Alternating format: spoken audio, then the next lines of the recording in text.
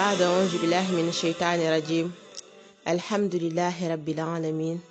والصلاة والسلام على رسول الله وعلى آله وصحبه ومن والاه mbokk yi maa ngi leen di wax asalaamualeykum wa rahmatullah ginnaaw bi ma leen nuyoo kenn ku ci nekk ci turam ak ci santam maa ngi leen di ñaanal ba tey di dellu di sàkku seen ñaan di ñaanal képp koo xamante ni waxtu bi ñuy wax ak moom mu ngi ko fekk ci xat-xat wala mu ngi ko fekk ci njàkkare àdduna ñu ngi koy ñaanal yàlla buur bi moom mi ko mën a teggi yàlla na ko yàlla teggil ba tey tamit ñu ngi dellu di ñaanal képp ku feebar ñu ngi koy ñaanal yàlla buur bi moom mi nga xamante ni moom mooy teggi bépp feebar ak bépp njàkkare yàlla na ko yàlla teggil te delloowaat ko santeem ñu delluwaat tamit ba tey di wax inna lillahi wa inna ilayhi raji'un di ñaan yàlla buur bi moom mi nga xamante ni mooy jéggal bépp julit yàlla na yàlla jéggal bépp waaye daw mu julit te xaare leen janatul firdaws te àtte leen si yërmandeem te teg ñu ci yoonu njub ñun ñi nga xamante ne ñun ñoo fi des ci kaw suuf mbokk yi nag tey comme ni ngeen ko xamee dañ leen indi waatal seen thème du jour indi leen benn sujet boo xamante ni mu ngi def ay ravage mu nekk sujet bu délicat nekk sujet boo xam ne léeg-léeg duñ ko jël en considération te pourtant mu ngi détruire au plus profond ci fi gën a sori ci doomu aadama bi muy li ñuy wax complexe manque de confiance comme ni ñu ko defee woon suñu thème yu weesu mais ñu bëgg ko approfondir gën ko détailler tey complexe dem na ba nga xam ne yàq na dund doomu aadama yi presque lay wax te jafe na nga gis nit koo xamante ni dund na dundam ba nekk magum jëmm te jaarul ci loolu ku nekk rek jàpp naa ni am na ci loo ci ñam complexe na dafa bëri ay façon am na ñoo xamante dañu am complexe de supériorité maanaam complexe boo xamante ni da nga dëkk foo xam ni wala da ngay jàngee foo xam ni wala da ngay liggéey foo xam ni nit ñi nga nekkal ñi ngay fréquenté ñoo la ëpp ay moyens wala ñoo la gën a am wala ñoo la gën a sentir à l'aise ci seen position sociale parce que yàlla suñu borom baaxee na leen yoo xamante ni tey mën nañu tiitaru yow mënoo ko parce que tey yow li nga bëggoon amoo ko dañuy lim parce que complexe day dal ku nekk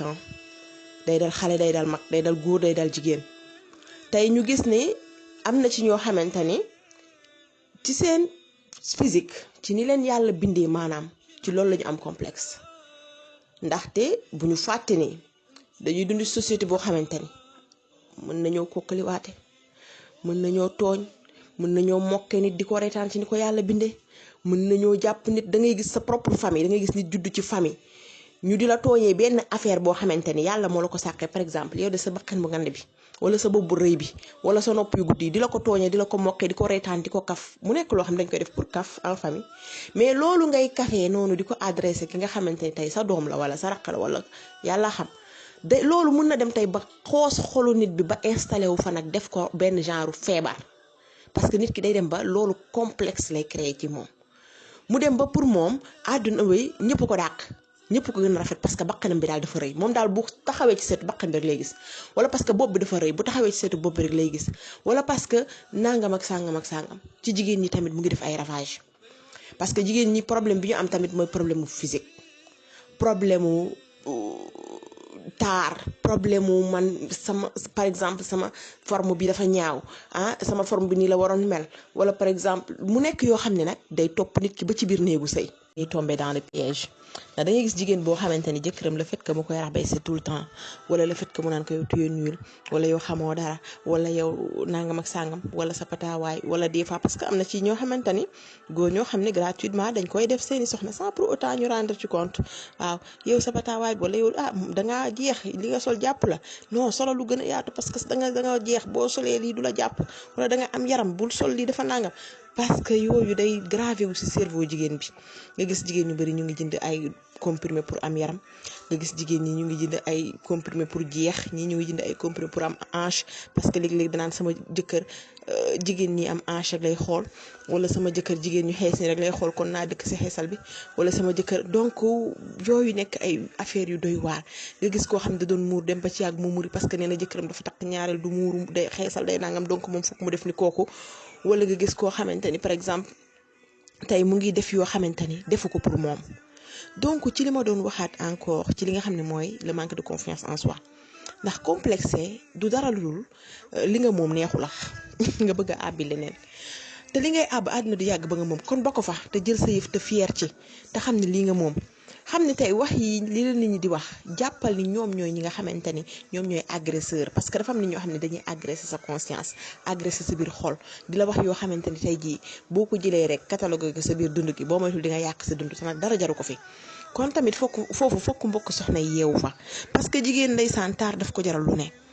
bëgg rafet daf ko jaral lu nekk am auto estime daf ko jaral lu ne mais da ngay gis jigéen boo xam ne dañ koy complexé la depuis mu nekk xale mu màgg ci loolu amaat beneen borom kër kooku dolli ci leen gis jigéen boo xam ne buy dox sax tànki di jaxasoo buy wax ci mbooloo sax gémmiñ gi di jaxasoo munoo wax sa soxla mu nekk yoo xam ne fokk ñu xeex ko. nit ki avant tout fokk nga jàkkaarloog seetu xool sa bopp admirer sa bopp bëgg sa bopp waaw des fois fokk nga am fitu bëgg sa bopp parce que comme ni ma ko waxee woon nit ki boo bëggul sa bopp ana kan moo lay bëgg ana kan moo lay admirer donc fokk nga am benn confiance en toi-même te xam ne gis nga taar du dara lu dul comme ni ma ko waxee taaru biir am charme parce que am na jigéen ñoo xam ne des fois da nga leen di gis ñu naan kii da rafetul waaye dafa am charme kii da rafetul waaye dafa am xorom kii da donc yan mooy yooyu différence du dara lu dul kooku dafa bëgg boppam dafa assurer boppam dafa naw boppam ba nga xamante ni du wane benn manque de confiance bi nga xamante ni tey mooy dem ba déséquilibré totalement nga gis ñoo xam tey bu ñu demoon ba am entretien d'embauche toog war a wax war a débattre pour nit ki mën a am tey ji li ñuy wax bëgg-bëgg yëg-yëg pour embaucher ko parce que danaan elle est intelligente elle est superbe parce que kii kat li muy wax xam na ko mais da ngay gis koo xam ne bu demoon tey ba toog ci entretien d'embauche ay mowam yi réer ko xamatul lu muy wax tiit na jaxasoo na ndeysaan complexe na parce que mu ngi naan mbaa duma fi wax toj mbaa dina ma jël mbaa duma ba tax na day ñàkk sax opportunité am yooyu pour lan ndax ragal li nga xamante ne tey mooy le jugement des autres. li ma wax ni gis nga nit ki takk sa fit dee benn yoon la de amul ñaar amul ñett gis nga des fois takk sa fit sóobu ci mbir mi loo ci am jël daf koy jar waaw boo ko defee benn yoon ñaari yoon rek bu yàggee léegi nga gis ne complexe boobu dina la abal xajal la parce que li ñuy tiit moo existé wul. topp nit ki tey complexe de supériorité bi ñu doon complexe économique bi da ngay gis góor boo xamante ne tey complexe boobu daf koy topp ba buy demee di ut soxna au lieu mu wan ko ni mu toll ni wan ko ni mu mel ni wan ko juste simplicité li ko yàlla may da koy wan jaay soxna bi allure boo xam ne ndaw si daf koy séenu fu sori parce que loolu la ko wan bu ñu demee ba dugg ci sëy bi mu nekk déception ravage total parce que ndaw si la ko waaj a dégtaloon fa mu xëccee woon boppam fa mu tawee woon boppam ak li mu découvrir ça fait c'est diamétralement opposé comme ni ñu koy waxee. mu nekk nag loo xamante ni des fois tu te demandes société bi ñu ci bëri donc dañuy takk ay masque vrai nit dëgg c'est rare nga trouver ko moo tax lu ci ëpp dañu naan waa tromperie bi dafa bëri mbiru ñàkk wax dëgg bi dafa bëri nit ki hypocrisie bi dafa bëri lu tax parce que nit ñi duñu wane li ñu doon en tant que tel fier ci gëm seen bopp dem ci li ñu doon li lu jafe la. li tax parce que nit bu nekk yaa ngi bëgg a xëcc tout le temps doon quelqu'un bien vrai que neex na mais bu fekkente ni ego fenn fi meloo ne ni lan moo fi jara jaay leen na li lu fi jara wax tag des fois nga xëcc say maam xëcc say génération xëcc say lii man surtout loolu man rek tout le temps yaa ngi xëcc sa bopp di wane loo am man jusqu'à quand ba boo nekkee ci jataayu waxtaan tout le temps yow yaay doon sujet de débat bi boo nekkul ci jataay ba tamit yaay doon sujet de débat bi lu tax parce que yow sa jëmu bopp yow yaa maye loolu yaa ko wane te loolu nag lu jara daw la mbokk yi tey genre nit ñooñu bu fekkente ni da nga leen di fréquenter nga amee complexe sa complexe dafay remultiplier wu à 100 parce que da ngay gis nit boo xam ne par exemple yow sa complexe mooy lan mooy par exemple sa famille dafa modeste amoo yenn moyens yi li nga bëgg a offrir ci sa dund yëpp amoo ko li nga bëgg a mel yëpp meloo ko nga am xarit boo xam ne elle se vante yow boo ànd ak moom da nga naan tu n'es rien devant elle da nga naan yow doo dara boo ànd ak moom xew sa nga ni ko gunga ma xew elle te vole la vedette boo ànd bu ñëwee sa xew elle te vole la vedette parce que tout le temps dafa bëgg a nekk au centre du monde léegi nag façon nit ñooñu des fois dañuy gaañ sax te duñ ko yëg parce que kii dafa bëgg fël la bëgg waneew bëgg gis leen ma même da koy jaral sax des fois wane loo xamante ne newul ci moom mais bu wéetee elle souffre parce que bu wéetee moom xam na ne xel li muy wane ci biti doonul loolu mu nekk nag lu doy waar nga gis koo xamante ni tey moom complexe am dafa dem ba nga xamante ni mënul sax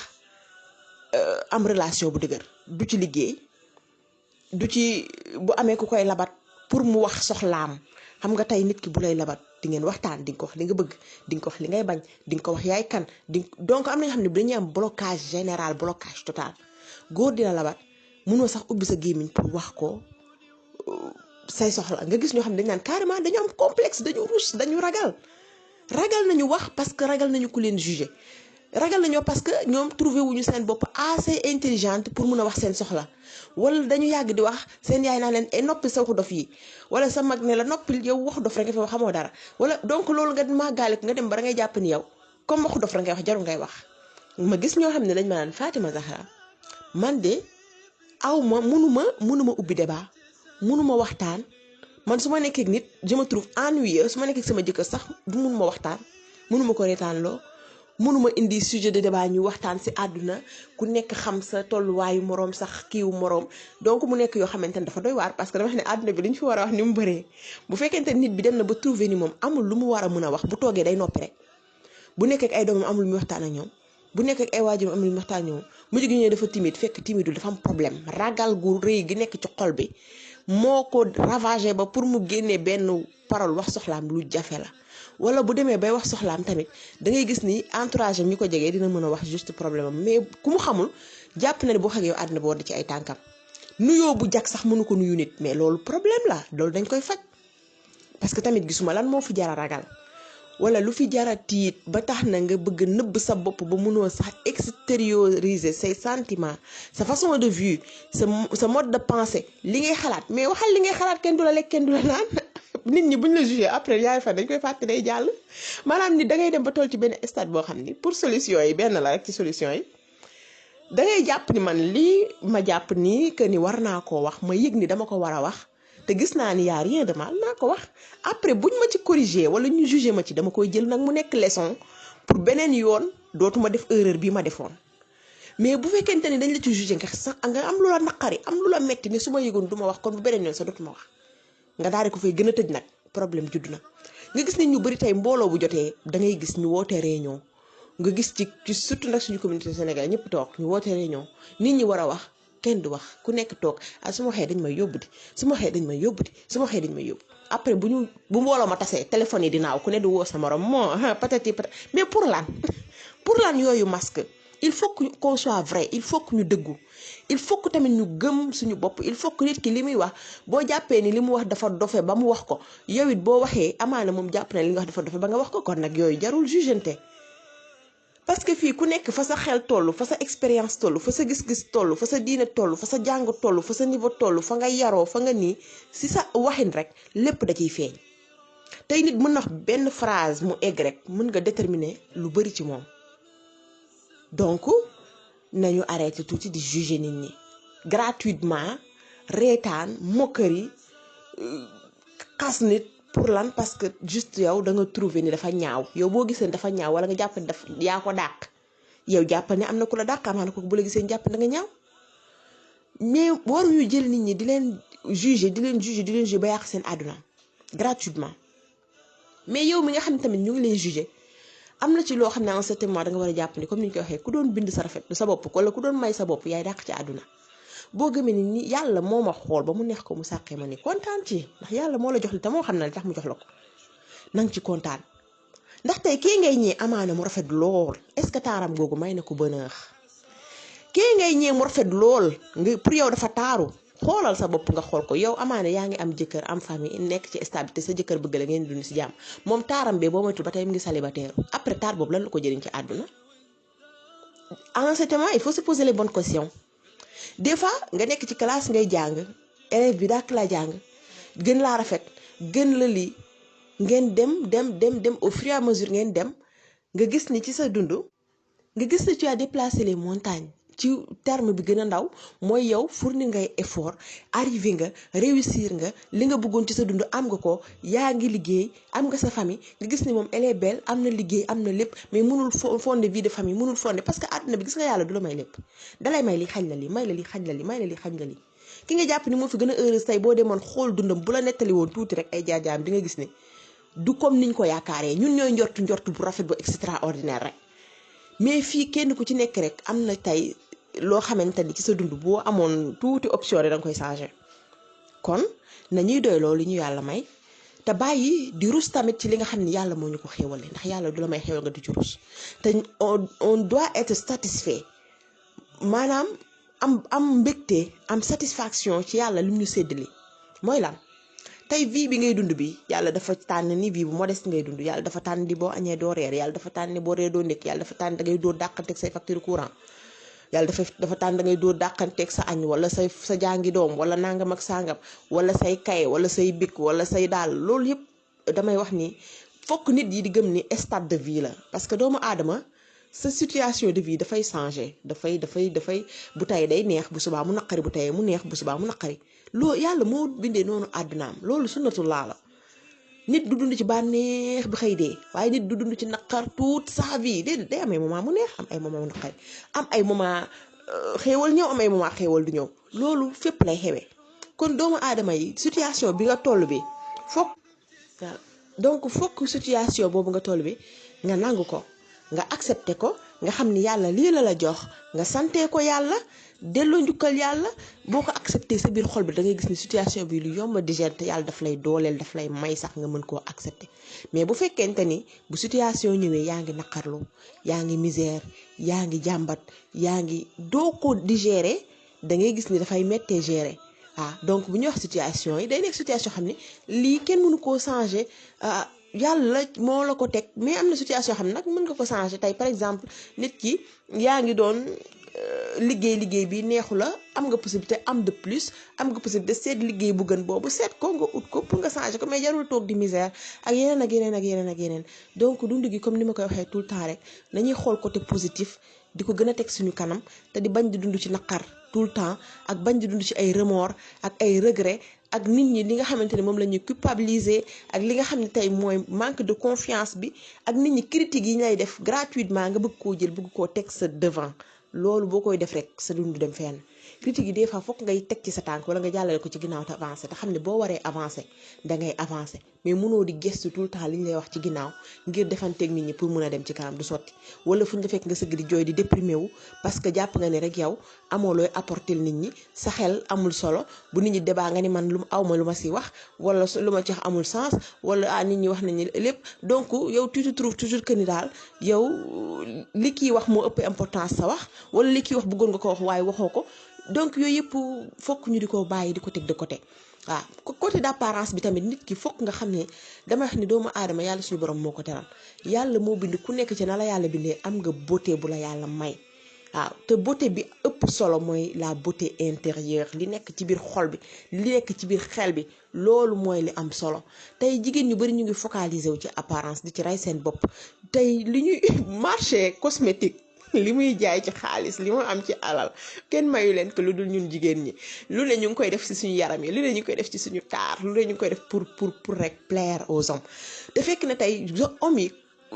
du ma ne soxlawuñu loolu de mais du loolu lañu mooy capitalu mbir mi tey góor ñi lu ñu soxla mooy comme ni ma ko waxee jigéen bu vrai jigéen bu am xol bu rafet jigéen bu baax jigéen bu am intelligence jigéen boo xamante ni dina leen apporter quelque chose dans la vie parce que tey sa apparence boo ko defaree ba bu baax fekk na tey sa jukko baaxul sa xol baaxul sa dara baaxul yow tey bu fekkente ni yaa ngi dem nekk góor boobu ngeen dem ba sëy kooku lan nga koy apporter ci dundam lu dul mbalit ndax bu dee sa xel amoo intelligence li ñu naan nit ki sa xel bi fructifié woo ko jëfandikoo woo ko tàggatoo ko ba nga mën a di apporter nit ñi ci seen dund dara kooku tey boo nekkee sa borom kër lan nga koy dolli boo nekkee sa njaboot lan nga leen di jàngal loo leen di apporter loolu lu jar a xalaat la tey bu fekkente ni da nga jàpp ne àdduna bi sa apparence bu jage rek lépp jag na tey sa jukkoo boo moytul doo ko defar da nga koy fàtte ndax yow jàpp nga ni nga génn nit ñi ne nangam ak sangam wala nga posté photo nit ñi commentaire toj nga fi après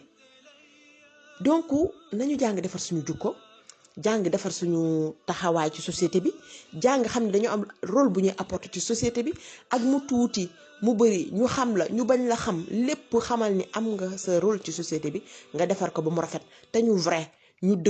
dëggu day tax tey nit ñi xam la xam ni yow nii nga mel nii nga toll waaw boo amee sa problème danga koy wax boo amee sa naqar danga koy wax amoo looy tricher amoo looy nëbb amoo looy jouer amoo looy làq-làqal ñu xam ne nii nga toll mu jeex nit ñi dañuy dem ba yow yaa leen di imposer nii nga mel nii lañ lay accepter kenn du la jël di la changer comme si c'était yow benn poupée nga rek dangay mel nu neex ma Samba mel nu neex ma Demba mel nu neex en fait de compte yow hypocrite ngay doon amoo jukko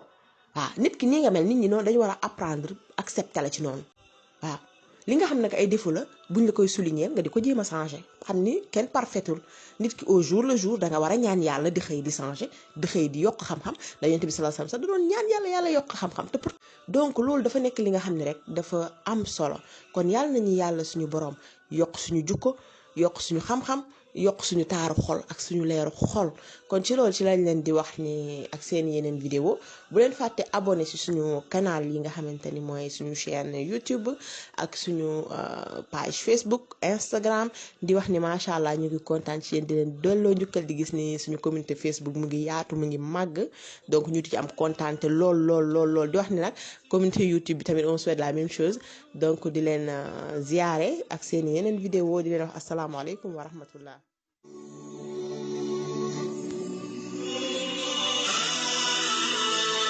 بعد أعوذ بالله من الشيطان الرجيم الحمد لله رب العالمين والصلاة والسلام على رسول الله وعلى آله وصحبه ومن والاه mbokk yi maa ngi leen di wax asalaamualeykum wa rahmatullah ginnaaw bi ma leen nuyoo kenn ku ci nekk ci turam ak ci santam maa ngi